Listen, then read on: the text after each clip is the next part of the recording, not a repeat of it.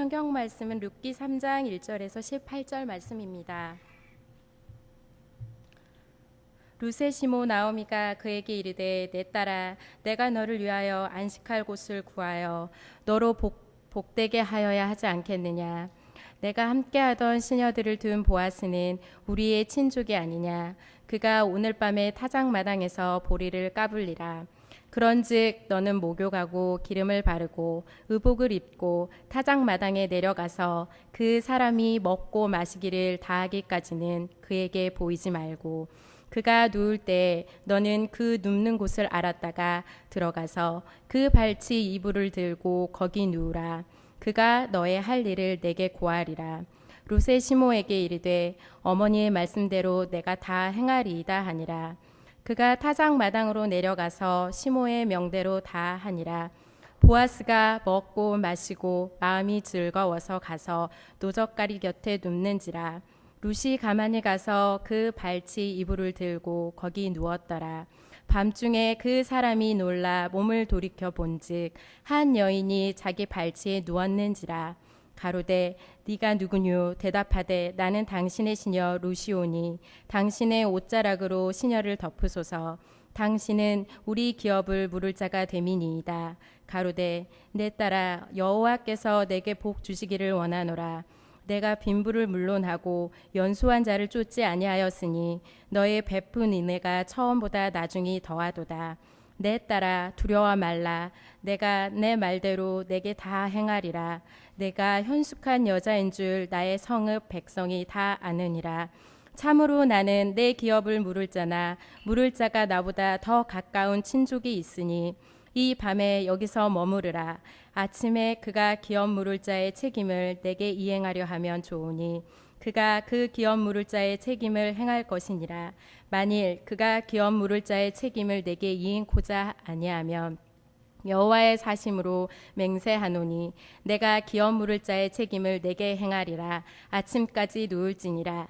룻이 새벽까지 그 발치에 누웠다가 사람이 피차 알아보기 어려울 때에 일어났으니 보아스의 말에 여인이 타작마당에 들어온 것을 사람이 알지 못하여야 할 것이라 하였습니다.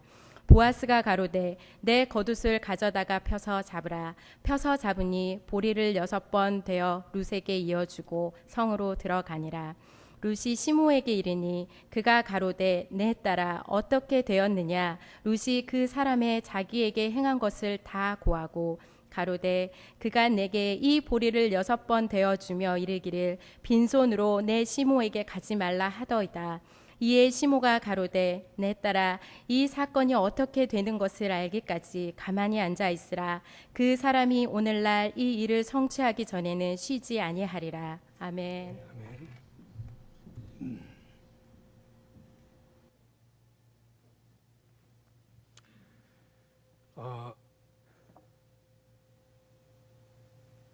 날씨가 많이 덥지요? 예, 소리 납니까?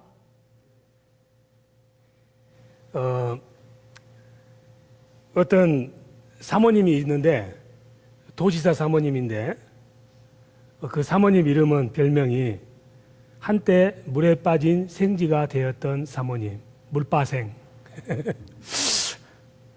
이 사모님이 참 그 섬에서 살았는데 섬에 사는 사람들은 육지 무태 한번 나와보는 것이 꿈이에요. 지금은 많이 좋아졌지만 옛날에는 평생 무트로 한 번도 못 나와보신 분도 있었어요. 그런데 어떻게 중매가 들어왔는데 무태에서 사는 남자하고 선을 보게 돼 있었어요. 그래서 일생일대의 기회이기 때문에 연지 찍고 건지 찍고 하여튼 있는 동동구루미를 비롯해서 좋은 것은 다 발랐어. 그러다 보니까는 배 시간을 놓친 거예요. 예. 부두에 가보니까 배는 그냥 뚜 하고 떠나는 중이야. 배를 향해서 소리를 지르면서 내 인생이 걸려있고 내가 이제 무트에 살 거냐 안 살 거냐 이 중차대한 시간에 떠나면 아니 되옵니다. 심리도 못 가서 배가 고장이 날 것입니다. 아무리 목이 터져라고 소리를 불러봐야 떠난 배는 다시 안 돌아오는 거예요. 그래 이 아가씨가 방법이 없어. 그래서는 그냥 달려오는 김에 드립다 바다로 뛰어들어 버렸어요. 바다로 뛰어드니까 선장이 그걸 보고는 사람이 죽어가게 생겼으니까 할 수 없이 배를 돌려서 그 아가씨를 구해가지고 무트로 갔습니다. 무트로 가서 그 이미자의 동백 아가씨가 흐르는 다방에서 선을 보는데 물에 빠졌으니 바닷물이란 게 오직도 그게 염분이 강합니까? 머리가 그냥 칼날처럼 솟고 정말 영락 없이 물에 빠진 생쥐와 같은 모습이었어요. 그래 이제 그 남자 측 아버지가 물어본 거예요. 어떻게 된 연유요? 하고 물어보니까 자초지종을 다 고했어. 그랬더니 그 시아버지 될 사람이 내가 꼭 구하는 며느리다. 내가 너 같은 며느리를 구하려고 했는데 안성맞춤이다 해가지고 결혼을 해가지고 나중에 그 남편이 도지사까지 됐다 아닙니까? 누군지는 제가 말 않겠어요. 사실인지 진실인지 거짓말인지도 말 않겠어요. 우리 인생에는 기회가 있어요. 누구에게나 기회를 줍니다. 기회 없는 사람 없어요. 그래서 마태복음 5장 45절에 하나님이 선인에게만 기회를 주는 것이 아니라 악인과 선인에게 똑같이 해와 비를 내려준다 이 말이에요. 똑같이 기회를 주는 거야. 그런데 어떤 사람은 그 기회를 잘 잡아서 성공하는 사람이 있고 그 기회를 놓쳐서 무의미한 인생을 보내는 사람도 있습니다. 오늘 이 성경에 나오는 말씀은 여러 가지 의미가 있지만은 특별히 기회가 왔을 때 그 기회를 붙잡아야 된다는 것을 우리에게 알려주고 있어요. 많은 예수 믿지 않은 사람들이 오늘과 같은 성경을 볼 때 비판합니다. 기독교는 개독교라고. 왜냐하면 인륜 도덕도 없다고.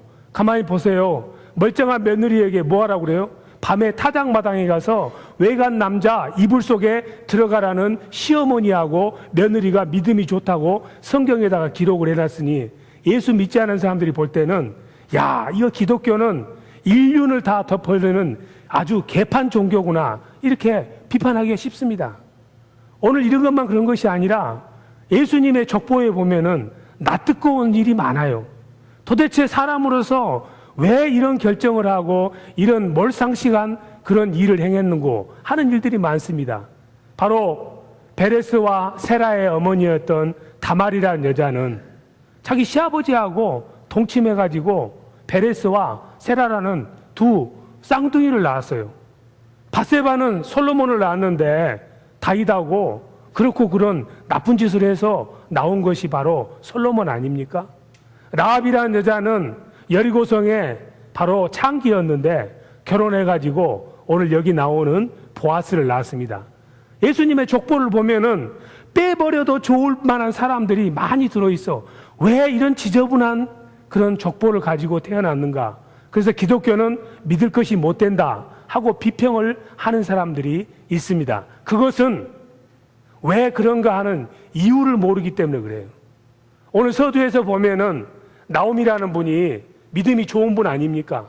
워낙 믿음이 좋으니까 그 고난 가운데서도 룻이라는 며느리가 고통 가운데 있으면서도 하나님을 신실히 믿는 모습을 보고 그 시어머니를 떠나지 않고 어머니의 하나님이 나의 하나님, 어머니의 백성이 나의 백성이라고 그렇게 고백하면서 시어머니를 모시는 것을 소명으로 여길 만큼 믿음 좋고 착하고 바르고 그런 할머니신데 시어머니인데 어떻게 그 시어머니가 며느리에게 너 오늘 저녁에 타작마당에 가서 외간 남자인 보아스의 이불로 몰래 들어가라.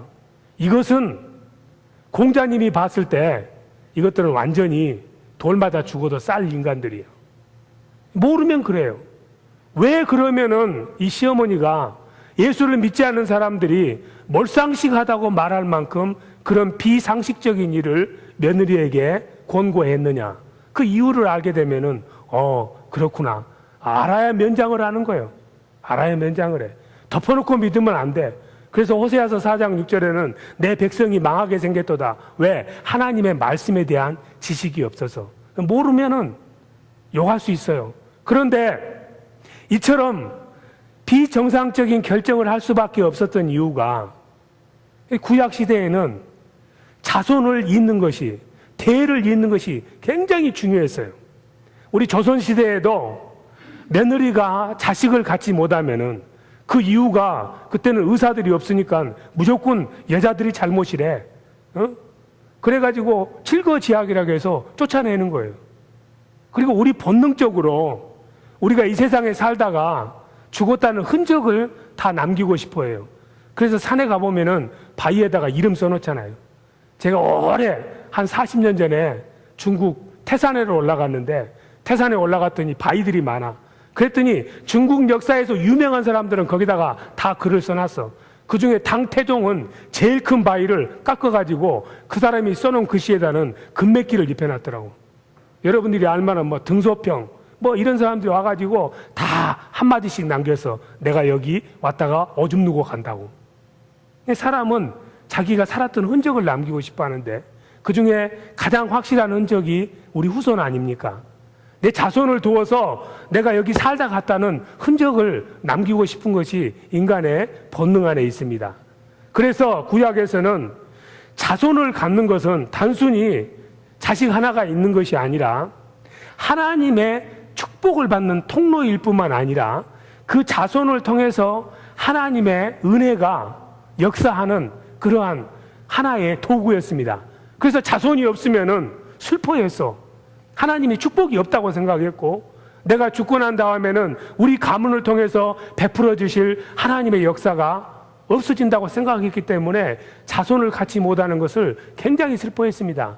그래서 우리가 잘 알다시피 사무엘의 어머니 한나는 금식하면서 눈물로 기도했고 세례요한의 어머니도 눈물로 기도해서 그 귀한 아들을 얻어서 축복을 받은지를 우리가 알고 있지 않습니까? 그래서 이 자녀를 갖는 것은 단순히 우리 집안의 대를 잇거나 우리 부족의 번성을 가져오는 것 이상으로 하나님을 믿는 백성들에게는 예수 그리스도의 구속사를 이루는 한 방편이었어. 자손이 없어지게 되면은 예수 그리스도가 이 땅에 올 방법이 없다는 이야기입니다. 그게 바로 창세기 3장 15절에 사단 마귀가 아담과 하와를 유혹해서 멸망의 구렁텅이로 집어넣은 다음에 하나님이 약속하시기를 여자의 후손이 사단 마귀의 머리를 깨뜨려 부서뜨릴 것이다. 여자를 통해서 나오는 구세주가 사단 마귀를 괴멸시킬 것이라고 약속을 하셨어요. 그래서 특이하게도 예수님의 족보를 통해서 사단 마귀들은 예수님이 이 땅에 오는 것을 방해하기 위해서 할 수만 있으면은 그 족보에 씨를 말리려고 별의별 방법을 다 동원했던 거예요. 그래서 하나님이 유다 지파를 통해서 구세주가 오기로 되어 있는데 그 유다 지파에는 집요하게 사단 마귀가 공격을 해서 자손들이 없도록 공격을 한 거야.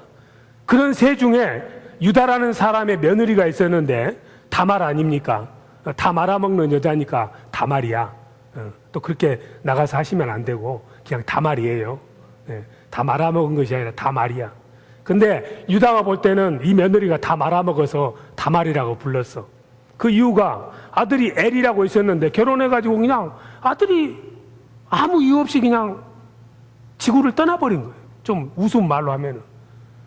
그래서 이제 둘째 아들이 있어서 오난에게 이렇게 형수에게 자녀를 이렇게 기르라고.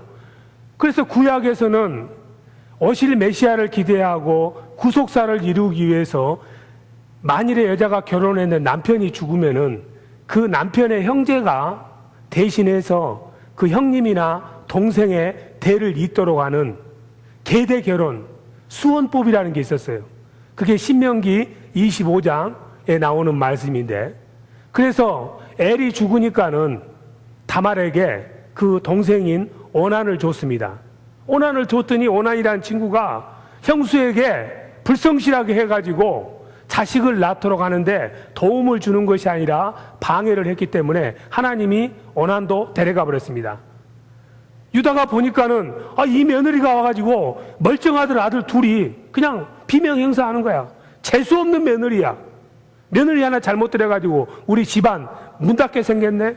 딱 아들을 보니까는 셀라라는 막둥이 아들이 하나 있는데 이것마저도 말아먹을 것 같은 다말이야. 그래서는 안 되겠다 해가지고 머리를 써서 다말아, 다 말아먹지 말고 네 친정이나 말아먹으라 하고 친정으로 보냈어. 그래가지고 이 셀라가 크면은 애 낳도록 해줄게. 약속을 해놓고는 이제나 저제나 기다려도 셀라가 결혼할 나이가 돼도 시아버지한테 연락이 없는 거예요. 다말이 안 되겠다 싶어가지고 시아버지가 양털 깎는 그 농장에 와가지고 변장을 해서 시아버지로부터 씨를 받아서 아이를 낳은 거야. 그것은 부도덕한 것이 아니라 그 당시 율법이 정한 대로 시아버지가 자기에게 약속한 것, 또 하나님이 정한 율법을 제대로 지키지 않았기 때문에 다말이 가지고 있는 권리를 행사했기 때문에 사람들은 다말이 의롭다고 그렇습니다. 범죄 행위가 아니었던 거예요. 그 이유는 자손을 통해서 예수 그리스도의 구속 사역이, 구원이 이루어져야 되기 때문에 비상한 수단을 통해서 하나님이 자손을 번성할 수 있도록 계대 결혼이라는 것을 만들어줬습니다. 자, 이 나오미가 쫄딱 망해가지고 고향으로 돌아와서 이제 며느리하고 사는데 어느 날 보니까 며느리가 밭에 나가서 이삭을 주워오는 거예요. 이삭을 주워오는데 이야기를 가만히 들어보니까는 보아스라는 사람이 호의를 베풀었대. 가만히 들어보니까는 단순한 호의가 아니야. 굉장한 호의예요. 보아스라는 사람을 알고 있어요. 자기 남편 나이 또래거든. 총각이고. 그 사람 돈도 많고 인품도 훌륭하고 신앙도 좋고 사람이 다른 사람에게 궁일과 자비를 베푸는 사람이란 걸 알았어. 3개월 동안을 며느리에게 베푼 이야기를 계속 들으면서 나오미가 생각을 해봤습니다. 왜 그 사람이 내 며느리에게, 모압 출신 내 며느리에게 저처럼 호의를 베풀까? 묵상하면서 하나님에게 기도를 하면서 나오미가 감동을 받기를, 하나님께서 우연히 만난 것 같은 이 보아스를 통해서, 지난주에 말씀드렸잖아요. 마침 just in time, 하나님의 때에 just in time 됐다고 말씀을 드렸잖아요. 그처럼 우연을 가장해서 하나님께서 이 보아스와 내 며느리를 맺게 하시려는 계획이 있다고 어렴풋이나마 이 나오미가 생각을 하기 시작했어. 그런 다음에 어떻게 하면 이 보아스하고 룻하고 결혼할 수 있을까? 많은 연구를 해봤지만은 방법이 나오질 않는 거예요.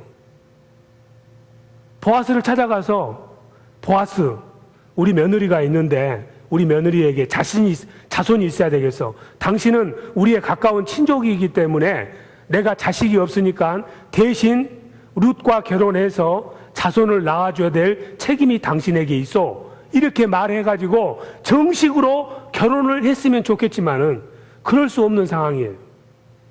우리가 때로는 어떤 일을 하다가 길이 보이면은 확신이 생기고 자신이 생기지만 길이 막히면은 안 되는가 보다 하고 포기를 많이 합니다. 그럴 때 포기하면 안 돼. 이 나오미가 궁리를 해봤어. 어떻게 하면은 이 율법을 하지 못하는 결혼을 뛰어넘을 수 있을까? 왜 정식으로 가서 떳떳하게 보아스에게 말을 못했냐면은 신명기 23장 3절을 보세요. 이것 때문에 우리가 의아하게 생각하듯이 왜 정식으로 떳떳하게 말을 못했을까? 바로 이 이유 때문이에요. 신명기 23장 3절. 이게 이스라엘의 율법이었어요. 암몬 사람과 모압 사람은 여호와의 총회에 들어오지 못하리니 그들에게 속한 자는 10대 손뿐만 아니라 영원히 여호와의 총회에 들어오지 못하리라. 암몬과 모압은 출애굽을 할 때 이스라엘 백성을 괴롭혔기 때문에 하나님께서 암몬 사람이나 모압 사람은 이스라엘 사람과 결혼해서도 안 되고 이스라엘 공동체의 백성으로 들어올 수도 없다고 하나님이 선을 그어버렸어. 그렇기 때문에 모압 출신인 룻은 정정당당하게 보아스하고 결혼할 수가 없는 거예요. 보아스는 율법을 안 사람이고 하나님을 신실히 섬기는 사람이었기 때문에 그 말에 대해서 S라고 말할 수가 없어. 그래서 나오미가 생각을 한 거야. 어떻게 할 것인가? 분명히 이게 하나님의 뜻인데, 이게 분명히 하나님께서 내게 주신 굴러온 호박인데 이 굴러온 호박을 통째로 발로 차서 버리기에는 너무나도 아까워. 궁리를 했어요. 어떻게 하면은 율법의 그 울타리를 넘어서 내 며느리가 보아스하고 결혼해서 자손을 이어가고 우리의 전답을 대물려 받을고, 이렇게 연구를 하다가 딱 보니까는 한 가지 방법이 생각이 난 거예요. 보통 보리 추수가 한 3개월 됩니다. 3개월 동안에 밭에다가 보리를 그대로 놔둬요. 그런 다음에 이제 한 4, 5월에 추수를 하는데 7월이나 8월이 되면은 보리 타작을 해요.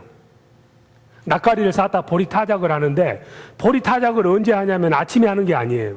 아침녘에는 바람이 안 부니까 저녁 무렵에 하는데, 저녁 무렵이 되면은 이스라엘에는 지중해에서 서풍이 불어오는 거예요. 서풍이 불어올 때 보리 타작을 하면서 바람에 날려서 알곡은 남고 쭉정이는 날아가도록 하는 거야. 그걸 알고 그 타작이 끝나면은 그 타작 마당에다가 그 나달 곡식을 쌓아놓고 밤새워 바람이 통풍이 잘 되도록 해서 다음날 집으로 가져가는 거예요. 그래서 알곡이 있는 타작 마당에는 그날 밤에는 타작이 끝나면은 그 일꾼들하고 특별히 주인이 그 타작 알곡 있는 데서 밤을 새우게 돼 있어요. 나오미가 이런 습속을 알아가지고 바로 이거다.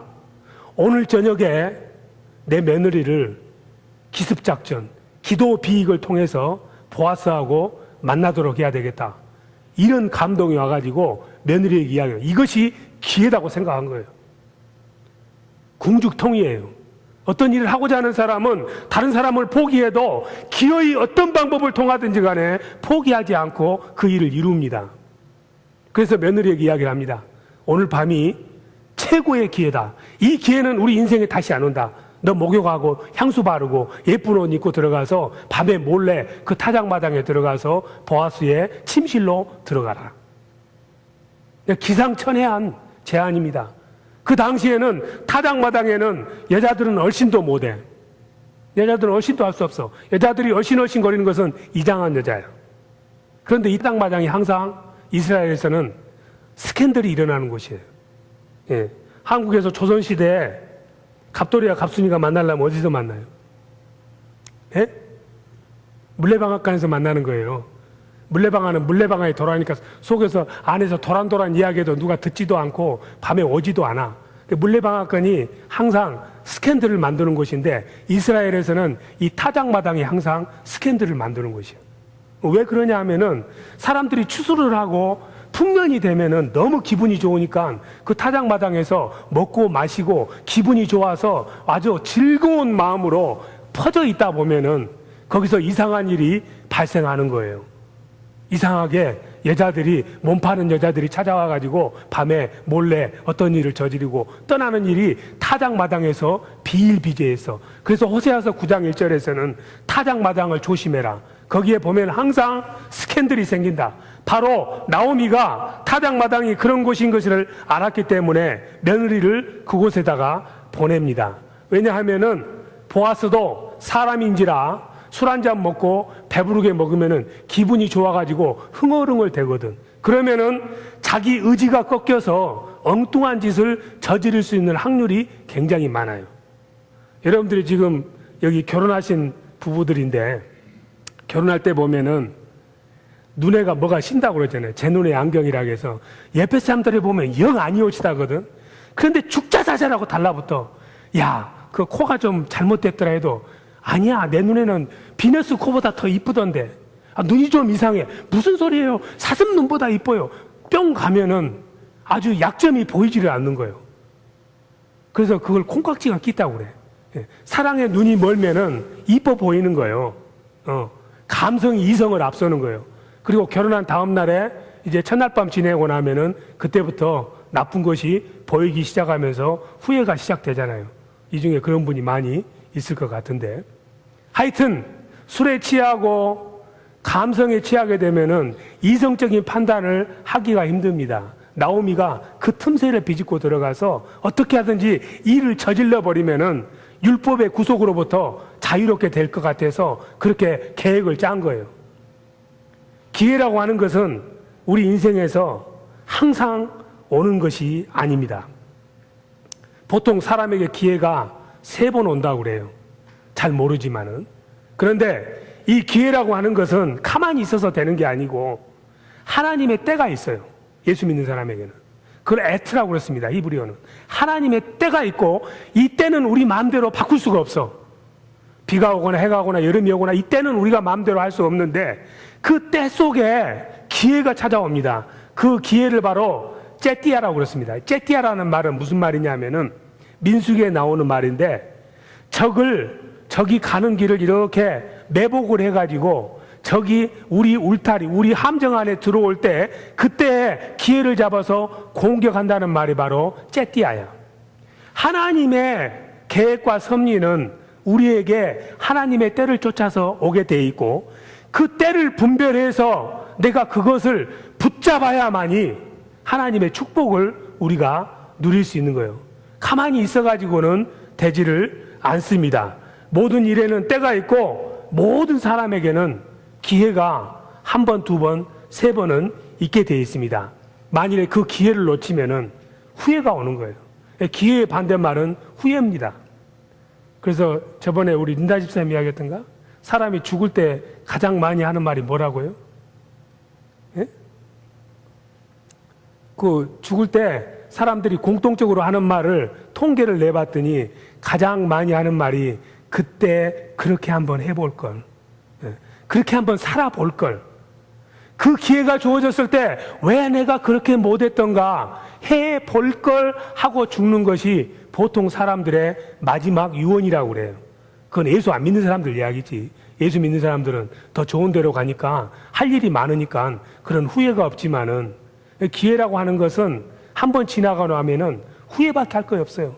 에서가 그랬습니다. 야곱이 장자의 그 권한을 빼앗아 가지고 아버지 이삭으로부터 모든 축복을 다 받았습니다. 하나님, 나중에 에서가 와가지고 아버지의 옷자락을 잡으면서 창세기 27장 34절에 보니까 아버지여 통곡을 하면서 내게도 야곱에게 주었던 복을 내려 주시옵소서. 복은 한 번밖에 없습니까? 아버지가 그럽니다. 한 번으로 끝이다. 기회는 두 번이 없다고 이야기를 합니다. 통곡을 합니다. 기회를 놓치니까는 동생에게 모든 축복을 다 놓치는 거예요. 그와 반면에 삭개오라는 사람은 예수님이 여리고를 지나간다는 소식을 듣고 이때가 기회다 싶어서 남들이 손가락질을 할지 모르지만은 뽕나무 위에 올라가 가지고 예수님을 만나는 축복을 누리는 것을 봅니다. 예수 믿는 우리들도 가만히 있어 가지고는 하나님의 때에 하나님이 주신 기회를 잡지를 못해. 그 기회를 붙잡아야 돼. 나오미는 이 보아스란 사람을 이때 이 밤 이 시간에 붙잡지 않으면 안 되기 때문에 나오미가 룻에게 며칠 전부터 이야기해라. 당장에 목욕하고 향수 바르고 이 밤에 떠나라고 그랬습니다. 그랬더니 룻이 시어머니의 말을 그대로 순종합니다. 하나님이 여러분들에게 기회를 주면은 즉각적으로 순종해야 돼. 순종에는 잔소리가 없어요. 불순종하는 사람도 이유가 많고 핑계가 많고 여러 가지 말이 많지만 순종하는 사람은 잔소리가 없어. 그래서 성경에 보면은 하나님께서 아브라함에게 본토 친척 아비집을 떠나서 내가 지시할 땅으로 가거라 하니까 나는 나침반도 없는데요, GPS도 없는데요. 아브라함이 아무 말도 안 씁니다. 그냥 떠납니다. 하나님께서 아브라함에게 너 하나밖에 없는 독생자 이삭을 내게 바쳐라 이렇게 말했을 때 아브라함이 절대 못합니다. 아무 소리 없어요. 밤에 준비해가지고 새벽에 떠납니다. 순종하는 사람은 다타부타 이야기 없어. 오늘 여기 룻도 하나님께서 주신 기회라는 것을 알기 때문에 내가 시어머니를 따라온 목적이 무엇이냐, 이 시어머니의 가문을 부흥시키는 것, 자손을 낳아주고 시어머니의 재산을 다시 환수하는 것이 나의 소명이기 때문에 룻은 이 기회가 시어머니의 기회일 뿐만 아니라 자기에게도 천재 이루의 기회라는 것을 알았기 때문에 아무 말 없이 시어머니가 시킨 그대로 그냥 밤중에 몰래 보아스의 이불 속으로 들어갑니다. 어떻게 보면은 조금 불륜인 것 같고 그렇지만은 앞에서 서두에서 이야기했다시피 이거는 계대 결혼을 해서 자손을 이루는 것은 여자의 의무야, 권리야. 그렇기 때문에 당당하게 가서 그렇게 할 수 있었던 거예요. 그러니까 우리가 어떤 기회가 오면은 이 사람, 저 사람 상황, 형편, 핑계, 조건 다 보다 보면은 행동을 못 합니다. 에스더라는 여자가 있었습니다. 자기 민족을 구원하기 위해서 에스더서 4장 16절 후반절에 보면은 내가 죽으면 죽으리라는 각오로 금식하고 아하수에로 왕에게 사전에 허락을 받지 않고 담대히 아하수에로 왕 앞에 나갑니다. 왜냐하면은 그것이 이스라엘 민족을 살릴 수 있는 마지막 기회였기 때문에 그렇습니다. 기회를 붙잡는 사람은 체면이나 자신의 어떤 것들을 다 생각하지 아니하고 담대하게 그 기회를 향해서 온몸으로 부딪혀야만이 하나님의 역사가 순종하는 사람을 통해서 이루어지게 되어 있습니다. 더 나아가서 보아스라는 사람도 갑자기 밤에 자다 보니까, 여러분들 성경을 읽어보면은 발치 이불을 들쳤다. 이건 히브리 말로 아주 애매해요. 어디까지 갔는지 마음껏 상상하시면 돼. 순결한 사람은 이불 속으로 들어가기만 했다는 거고, 마음이 조금 더 연애를 많이 해본 사람은 상당히 깊이 들어갔다고 해석을 할 수도 있는데, 그건 여러분 자유야. 자고 있다가 어떤 여자가 이불 속으로 들어오니까 깜짝 놀랐어. 자기 명예나 자기가 지금까지 쌓아온 모든 명성을 생각해 보면은 대처해야 됩니다. 그런데 보아스가 그 자리에서 생각을 합니다.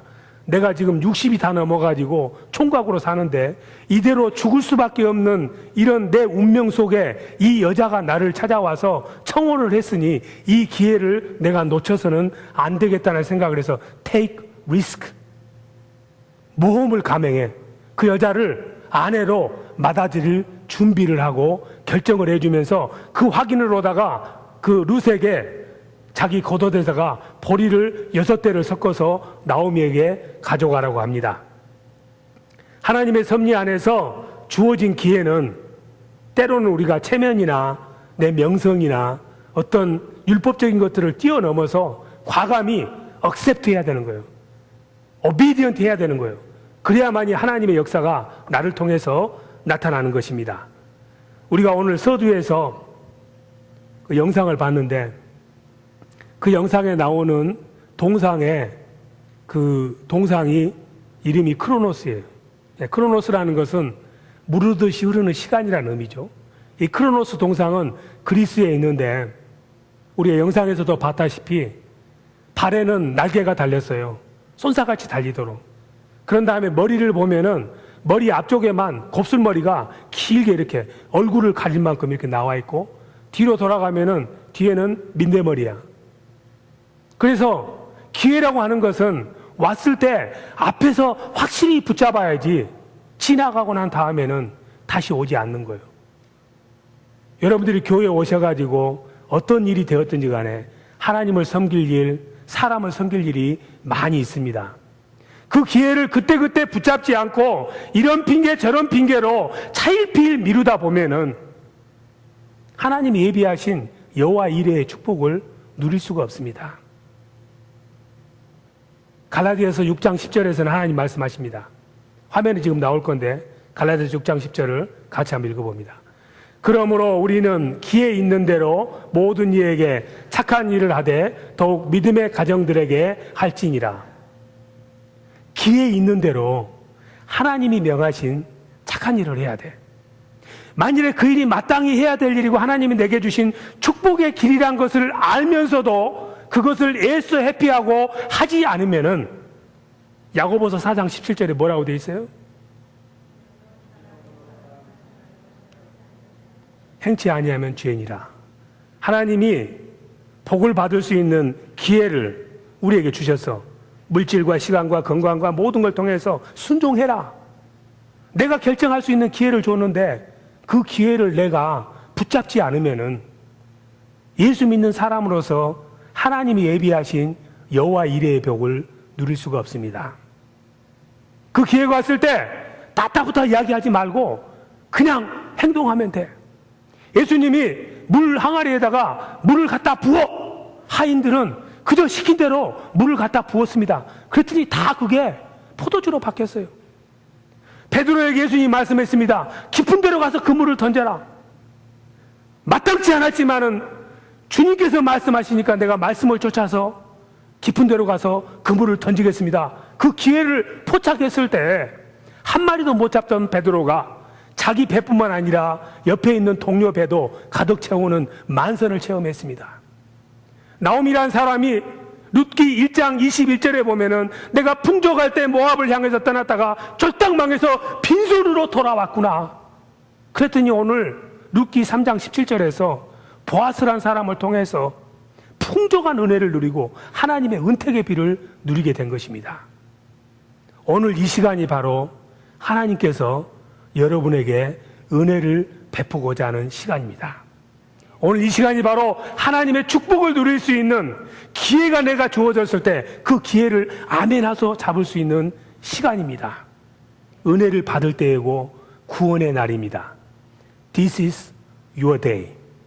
God bless you. 같이 찬양하십니다.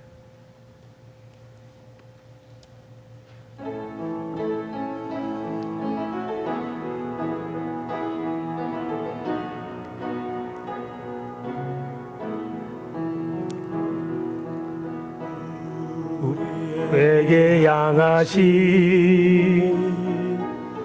여호와의 인자하심이 크고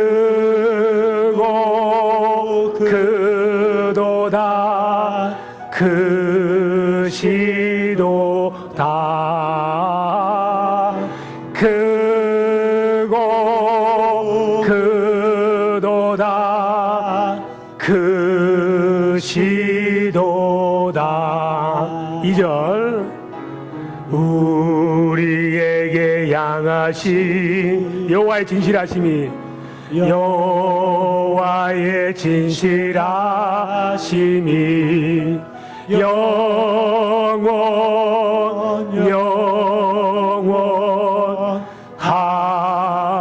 하시도다. 영원